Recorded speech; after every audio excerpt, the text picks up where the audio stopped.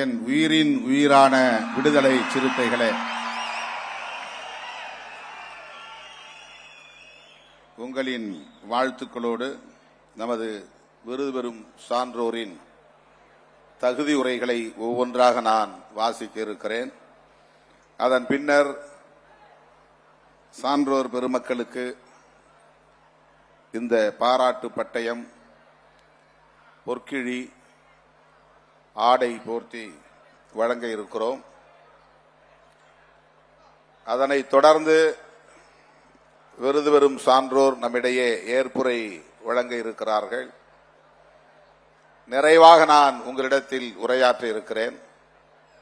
அதுவரையில் வழக்கம் போல கட்டுப்பாடு காத்திட வேண்டும் என்று வேண்டுகோள் விடுக்கிறேன். இந்த வரிசையில் இருக்கும் பூரா கீழே உட்கார்ந்துட்டாங்க.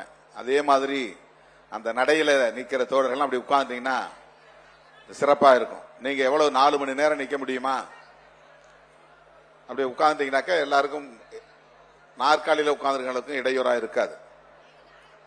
இப்போது தகுதியுரை.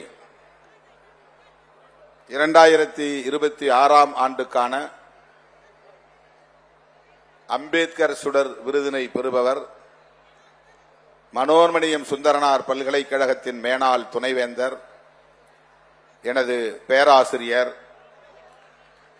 முனைவர் கு. சொக்கலிங்கம் அவர்கள். அவருக்கான தகுதி உரையை சுருக்கமாக வாசிக்கிறேன். பக்கம் பக்கமாக வாசிக்க முடியும். சுருக்கமாக சில வரிகளில் தகுதியுரை.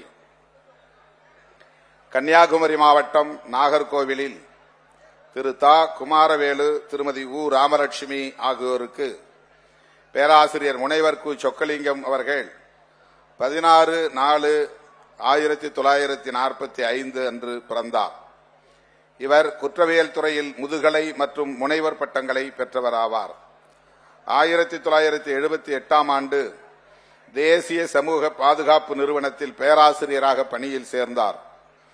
1983 வரை பல்வேறு மாநிலங்களில் காவல்துறை, நீதித்துறை, சிறை மற்றும் சீர்திருத்தத்துறை அதிகாரிகளுக்கு குற்றத்தடுப்பு, குற்றங்களால் பாதிக்கப்பட்டவர்களுக்கான நீதி, அவர்களுக்கான பாதுகாப்பு ஆகியவை குறித்த பயிற்சி வகுப்புகளை நடத்தினார்.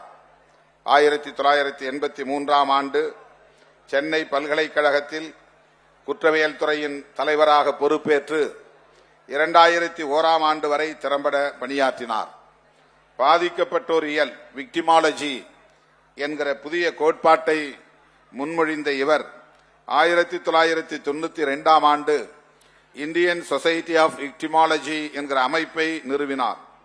அத்துறையில் அவருக்கு இருந்த ஈடுபாட்டை அங்கீகரித்து வேர்ல்ட் சொசைட்டி ஆஃப் விக்டிமாலஜி என்னும் அமைப்பு இவரை அதன் துணைத் தலைவராக தேர்வு செய்தது குறிப்பிடத்தக்கதாகும். 2001ஆம் ஆண்டு மனோன்மணியம் சுந்தரனார் பல்கலைக்கழகத்தின் துணைவேந்தராக பொறுப்பேற்ற இவர் அதன் உள்கட்டமைப்புகளை பல வகையிலும் பெருக்கி மேம்படுத்தினார். 1990களின் தொடக்கத்தில் சென்னை பொது போக்குவரத்தில் பெண்கள் எதிர்கொண்ட பாலியல் தொல்லைகள் குறித்து அவர் மேற்கொண்ட ஆய்வு நெரிசல் மிகுந்த நேரங்களில் மகளிர் மட்டும் என்கிற பெண்களுக்கான தனிப்பட்ட பேருந்துகளை அறிமுகப்படுத்த அரசுக்கு ஏதுவாக அமைந்தது. இந்திய பாதிக்கப்பட்டோர் ஆய்வுக் கழகத்தின் நிறுவனர் மற்றும் தலைவராக தேசிய மனித உரிமைகள் ஆணையத்துடன் இணைந்து குற்றங்களால் பாதிக்கப்பட்டோருக்கான உதவி சட்ட மசோதாவை கொண்டு வருவதில் முக்கிய பங்காற்றினார்.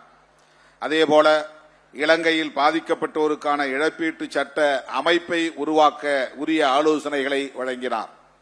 பேராசிரியர் சொக்கலிங்கம் அவர்கள் தேசிய அளவிலும் சர்வதேச அளவிலும் பல்வேறு விருதுகளை பெற்றுள்ளார்.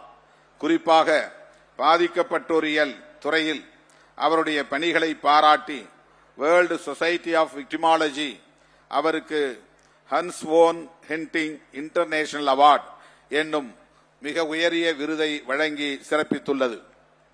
இந்தியாவில் பாதிக்கப்பட்டோரியலின் தந்தை என்று அழைக்கப்படும் பேராசிரியர் கு. சொக்கலிங்கம் அவர்களின் பாதிக்கப்பட்டோரியல் என்னும் கருத்தாக்கம் சமூக அரசியல் தளங்களில் புரட்சியாளர் அம்பேத்கரின் சிந்தனைகளுக்கு மேலும் வலு சேர்ப்பதாகும். சாதிய வன்கொடுமைகள் உள்ளிட்ட ஒடுக்குமுறைகளால் பாதிக்கப்படும் மக்களுக்கான பாதுகாப்பை முன்னிறுத்தும் கோட்பாட்டை பரப்பி வரும் பேராசிரியர் முனைவர் கு. சொக்கலிங்கம் அவர்களை பாராட்டி விடுதலை சிறுத்தைகள் கட்சியின் சார்பில் 2026ஆம் ஆண்டுக்கான அம்பேத்கர் சுடர் விருதினை வழங்குவதில் பெருமை அடைகிறோம். எல்லோரும் கைகளை தட்டி அங்கீகரிக்க வேண்டும் என கேட்டுக்கொள்கிறேன். அடுத்து பெரியார் ஒளி விருது. இந்த ஆண்டுக்கான பெரியார் ஒளி விருதினை பெறுபவர் மூத்த வழக்குரைஞர் அண்ணன் ஹென்றி டிஃபேன் அவர்கள். சேலத்துக்கு அருகில் அரிசிப்பாளையம் என்னும் ஊரில் 2/8/1956 பிறந்த ஹென்றி டிஃபேன் அவர்கள் பள்ளி படிப்பை புதுச்சேரியில் உள்ள பெட்டிட் செமினார் பள்ளியிலும் கல்லூரி படிப்பை திருச்சியில் உள்ள புனித ஜோசப் வளனார் கல்லூரியிலும் பெற்றார். மாணவ பருவத்தில் இடதுசாரி சிந்தனைகளை உள்வாங்கிய இவர் கிறித்தவ மாணவர் இயக்கமான ஐகப் என்னும் அமைப்பில் இணைந்து பணியாற்றினார். அவ்வமைப்பின் மாநில தலைவராகவும் பின்னர் தேசிய செயலாளராகவும் பொறுப்புகளை வகித்தார். அக்காலத்தில் திண்டுக்கல் மாவட்டம் வேடச்செந்தூர் பகுதியில் கிராமப்புற மக்களிடையே சமூக பணிகளை ஆற்றத் தொடங்கினார். 1980ஆம் ஆண்டில் மதுரை சட்டக்கல்லூரியில் இளநிலை சட்டப்படிப்பை முடித்தார். அக்காலகட்டத்தில் இவருக்கு மக்கள் சிவில் உரிமை கழகத்துடன் தொடர்பு ஏற்பட்டது. அதன் மதுரை கிளையை துவக்கினார். பின்னர் அதன் மாநில செயலாளராகவும் பொறுப்பேற்றார். 1982இல் இவர் முன்னெடுத்த காவல்துறையின் கொடுமைகளுக்கு எதிரான 15 நாள் இயக்கம் என்கிற தொடர் போராட்டம் வெகு மக்களிடையே விழிப்புணர்வை ஏற்படுத்தியது. அவர் ஒருங்கிணைத்த பொது விசாரணைகள் சாதிய மற்றும் காவல்துறையின் அத்துமீறல்கள் குறித்த உண்மைகளை வெளிச்சத்திற்கு கொண்டு வந்தன. 1990களின் துவக்கத்தில் தமிழ்நாடு நுகர்வோர் அமைப்புகளின் கூட்டமைப்பை உருவாக்கி அதன் பொதுச் செயலாளராக நீண்ட காலம் பணியாற்றினார். 1995ஆம் ஆண்டில் மனித உரிமைகள் நடவடிக்கைகளில் ஈடுபடுவதற்கென மக்கள் கண்காணிப்பகம் அமைப்பை உருவாக்கினார். சாதிய கொடுமைகள், காவல் நிலைய சித்திரவதைகள் ஆகியவற்றுக்கு எதிராக தொடர்ந்து பல்வேறு சட்டப்பூர்வ நடவடிக்கைகளையும் போராட்டங்களையும் முன்னெடுத்தார். குறிப்பாக கொடைக்கானல் அருகே உள்ள குண்டுப்பட்டி என்னும் பகுதியில் கொத்தடிமை தொழிலாளர்களை மீட்டெடுப்பதில் முக்கிய பங்காற்றினார். 1989 பட்டியல் இனத்திற்கு எதிரான வன்கொடுமைகள் தடுப்புச் சட்டத்தை இயற்றியதில் இவரது பங்களிப்பும் குறிப்பிடத்தக்கதாகும். இடையறாது மனித உரிமைகளுக்காக போராடியதன் விளைவாக வியன்னாவில் 2வது உலக மனித உரிமைகள் மாநாட்டில் பங்கேற்கும் வாய்ப்பை பெற்றார். பள்ளி மாணவர்களிடையே மனித உரிமை பற்றிய விழிப்புணர்வை ஏற்படுத்துவதற்கென 1997ஆம் ஆண்டு இவர் உருவாக்கிய மனித உரிமை கல்வி என்கிற கருத்தாக்கம் மிகப்பெரிய வரவேற்பை பெற்றது. தமிழ்நாடு உட்பட 22 மாநிலங்களில் அது நடைமுறைப்படுத்தப்பட்டது. 2016ஆம் ஆண்டு அம்னஸ்டி இன்டர்நேஷனல் அமைப்பு இவருக்கு சிறந்த மனித உரிமை செயற்பாட்டாளர் என்கிற விருதினை அளித்து சிறப்பித்துள்ளது. வழக்குரைஞர் ஹென்றி டிஃபேன் அவர்களின் அளப்பரிய மனித உரிமை மீட்பு பணிகளை பாராட்டி விடுதலை சிறுத்தைகள் கட்சியின் சார்பில் 2026ஆம் ஆண்டுக்கான பெரியார் ஒளி விருதினை வழங்குவதில் பெருமை அடைகிறோம்.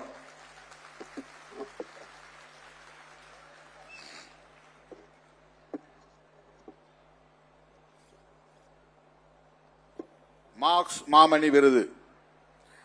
வடசென்னை வியாசர்பாடியை சார்ந்த திரு முத்துகிருஷ்ணன், திருமதி பொன்னியம்மாள் ஆகியோரின் மைந்தரும் இந்திய கம்யூனிஸ்ட் கட்சியின் மாநில செயலாளருமான தோழர் மு. வீரபாண்டியன் அவர்கள் 31/12/1961 அன்று பிறந்தார். இவரது வளர்ப்பு தாய் மின்னலா என்பவர் ஆவார். மார்க்சிய சிந்தனைகளால் ஈர்க்கப்பெற்ற இவர் தனது 19வது வயதில் இந்திய கம்யூனிஸ்ட் கட்சியின் அகில இந்திய மாணவர் கூட்டமைப்பில் தன்னை இணைத்துக் கொண்டார். உழைக்கும் மக்களுக்கான உரிமை போராட்டங்களில் பங்கேற்றார். மாணவர் இயக்கத்தில் இவர் பணியாற்றிய காலத்தில் எண்ணற்ற பல போராட்டங்களில் பங்கேற்றதன் விளைவாக 20க்கும் மேற்பட்ட வழக்குகளை எதிர்கொண்டதோடு 8 முறை சிறைக்கும் சென்றுள்ளார். வியாசர்பாடி காவல் நிலையத்தில் நடந்த காவல் மரணத்திற்கு எதிரான போராட்டத்தை ஒருங்கிணைத்த போது இவர் காவல்துறையினரால் நிர்வாணப்படுத்தப்பட்டு கடுமையான தாக்குதலுக்கும் ஆளானார். ஒடுக்கப்பட்டோர் வாழ்வுரிமை இயக்கத்தின் தலைவராக தோழர் நல்லக்கண்ணு அவர்கள் பணியாற்றிய காலத்தில் இவர் அதன் பொதுச் செயலாளராக இருந்து தலித் மக்களின் உரிமைகளுக்காக போராடினார். அத்துடன் கியூபா அதிபர் பிடல் காஸ்ட்ரோ அவர்கள் உலக அமைதிக்கான இளைஞர் மாநாட்டை நடத்திய போது இவர் அதில் கலந்து கொண்டார் என்பது குறிப்பிடத்தக்கதாகும். இந்திய கம்யூனிஸ்ட் கட்சியின் தேசிய செயலாளர் தோழர் து. ராஜா அவர்கள் இளைஞர் பெருமன்றத்தின் தலைவராக பொறுப்பேற்றிருந்த காலத்தில் அவர் தனது தலைமையில் ஒருங்கிணைத்த இந்தியாவை காப்போம் இந்தியாவை மாற்றுவோம் என்னும் குமரி முதல் டெல்லி வரையிலான சைக்கிள் பேரணியில் இவரும் பங்கேற்றார். கருப்பின காவியம், தென்னாப்பிரிக்க கம்யூனிஸ்டும் காங்கிரசும், இலங்கை தமிழரும் அரசியல் தீர்வும் ஆகியவை இவரது படைப்புகளில் குறிப்பிடத்தக்கவையாகும்.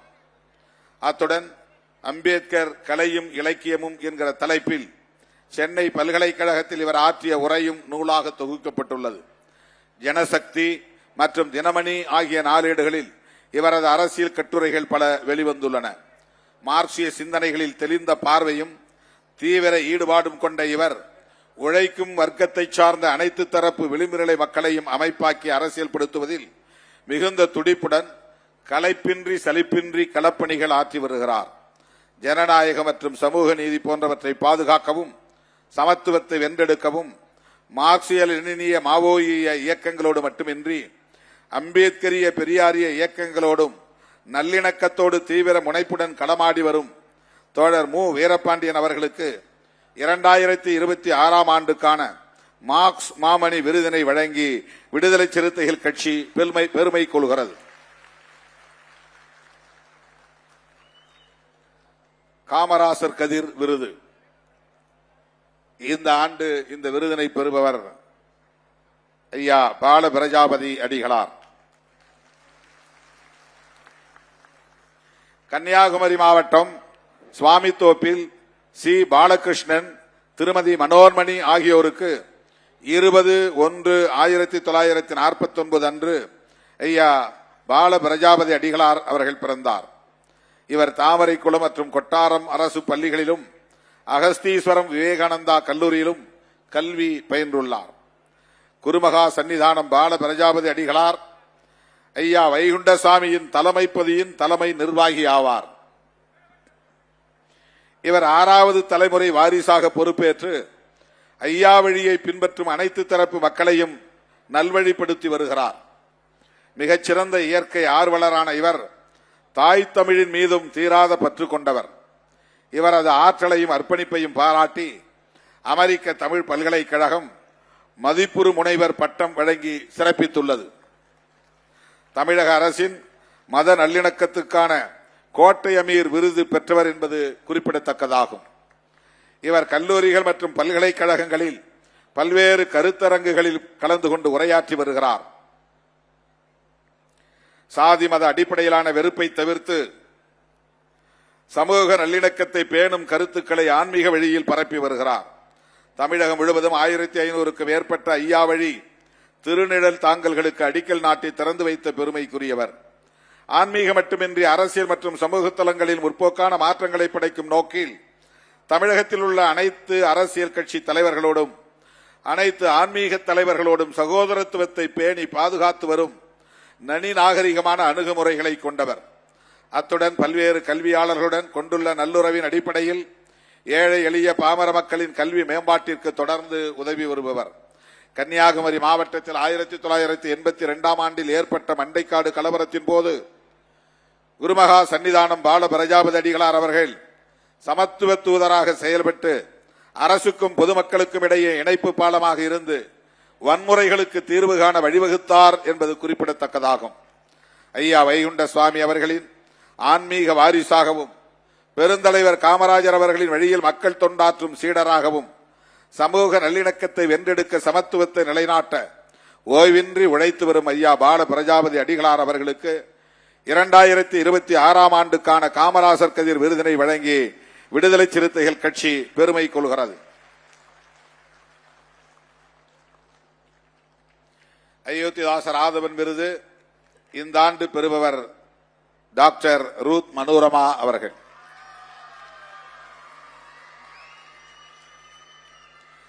காஞ்சிபுரம் மாவட்டம் உத்திரமேரூர் அரசனிபாளையத்தில் திரு தனராஜ், திருமதி டோரத்தி ஆகியோருக்கு திருமதி ரூத் மனோரமா அவர்கள் 30/5/1952 அன்று பிறந்தார்.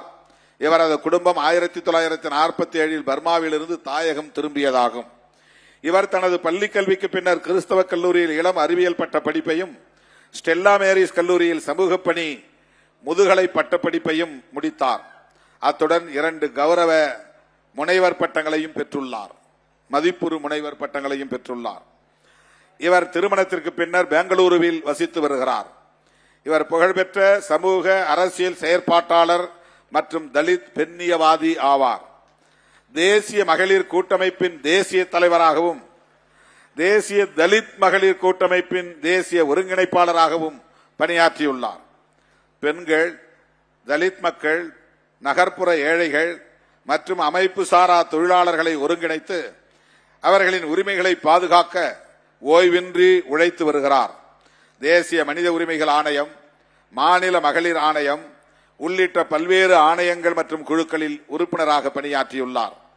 1979 ஆண்டு முதல் பெண்கள், சுகாதாரம், அமைதி, தொழிலாளர் உரிமைகள், பழங்குடியினர், தலித் மக்கள், சாதி ஒடுக்குமுறை, பெண்களின் அரசியல் பங்கேற்பு மற்றும் மனித உரிமைகள் போன்ற தலைப்புகளில் ஆசிய அளவில் உலகளாவிய